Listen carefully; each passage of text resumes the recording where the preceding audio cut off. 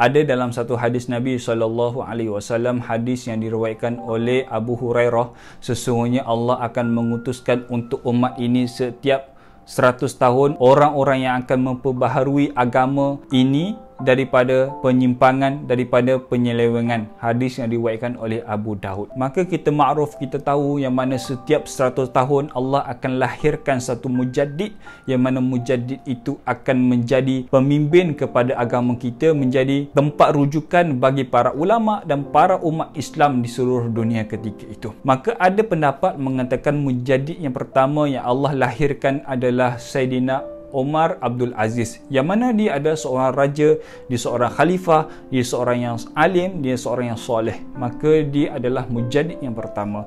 Ada juga yang bagi pandangan Abu Hanifah mujaddid yang seterusnya, ataupun Imam Syafi'i pun mujaddid yang seterusnya. Maka kita meyakini kerana itu diberitahu oleh Nabi SAW, setiap 100 tahun akan lahir mujaddid. Pendapat ulama mengatakan, adakah mujaddid ini seorang ataupun ramai?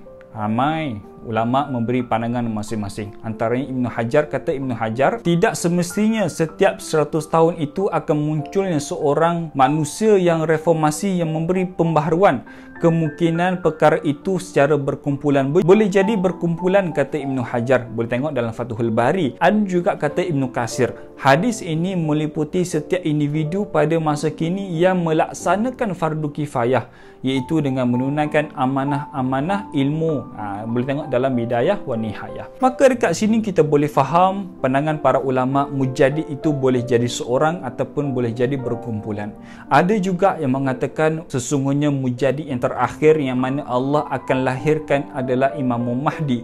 Sebab itulah sekarang viral pada tahun 2024 akan lahirnya mujaddid seterusnya. Berkemungkinan mujaddid itu adalah Imam Mahdi. Maka dari sudut pandangan kita sebagai orang yang belajar ilmu, bila mana kita belajar ilmu fitan, ilmu akhir zaman, jangan kita menyibukkan diri kita untuk belajar teori ini, untuk mengkaji bila Imam Mahdi keluar, dekat mana dia keluar, bila Dajjal keluar dan sebagainya. Kerana Nabi telah pun bagi tahu kepada kita, bahkan ulama pun telah memberi tahu kepada kita, yang mana tugas kita bukan untuk mengkaji teori, untuk belajar teori, tapi tugas kita untuk belajar ilmu agama, penuhi amal ibadah kita, pembaharui niat kita dan sebagainya. Bukan tugas kita untuk menyibukkan diri kita untuk tahu. Kerana kalau kita tahu pun Dajjal keluar bila, Imam Mahdi keluar bila, tapi tidak ada pembaharuan, tidak ada kebaikan dalam diri kita, tidak ada guna juga. Ada orang kata, Ustaz, saya nak tahu kerana saya nak persiapkan diri kita. Tak perlu tunggu Imam Mahdi keluar baru kita nak siapkan diri kita. Siapkan sekarang diri kita.